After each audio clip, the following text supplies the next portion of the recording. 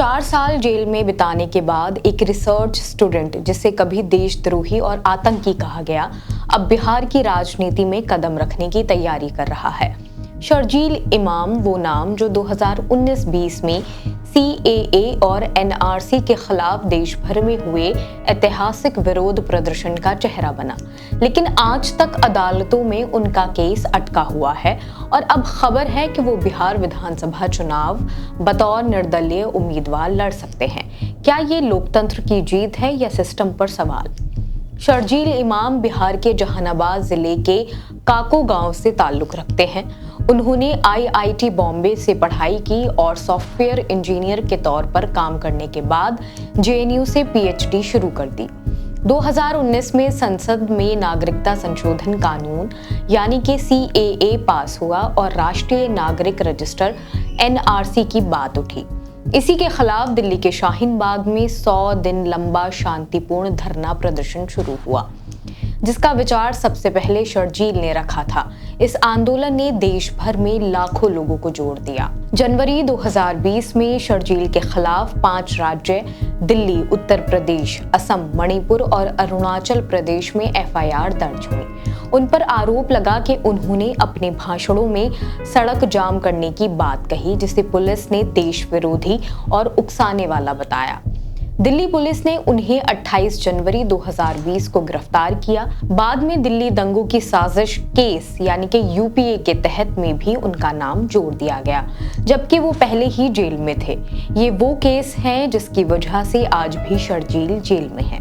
70 बार उनकी जमानत याचिका पर सुनवाई हुई। 7 अलग अलग बेंच ने केस सुना। 3 जज खुद को मामले से अलग कर चुके हैं।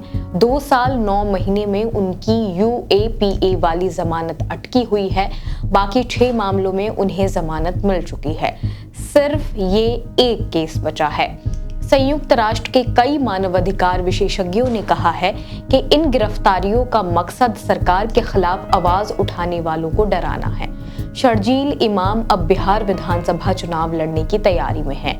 वो किशनगंज जिले के बहादुरगंज सीट से निर्दलीय उम्मीदवार बन सकते हैं। इस सीट पर 2020 में AIMIM के मोहम्मद अंजार नियमी जीते थे, जो अब राजद में शामिल हो गए हैं। बिहार में चुनाव अक्टूबर-नवंबर 2025 में होने की उम्मीद है। अगर शर्जील जेल से चुनाव लड़ते हैं तो ये भारतीय राजनीति में एक बड़ा सवाल खड़ा करेगा। क्या कोई व्यक्ति जिसे कोर्ट ने अब तक दोषी साबित नहीं किया मगर जेल में रखा गया है, लोकतंत्र में चुनाव लड़ सकता है और जनता को अपनी आवाज पहुंचा सकता है?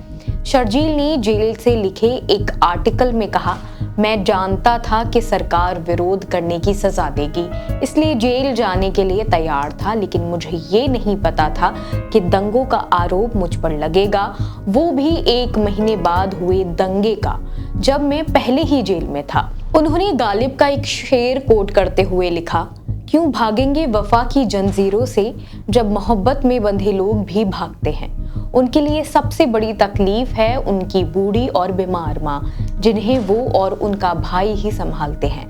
पिता की मौत 9 साल पहले हो चुकी थी।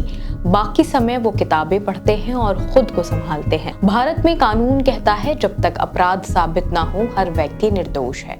फिर क्यों शर्जील जैसे लोग सालों से जेल में रह रहे हैं जबकि केस खत्म नहीं हुआ है?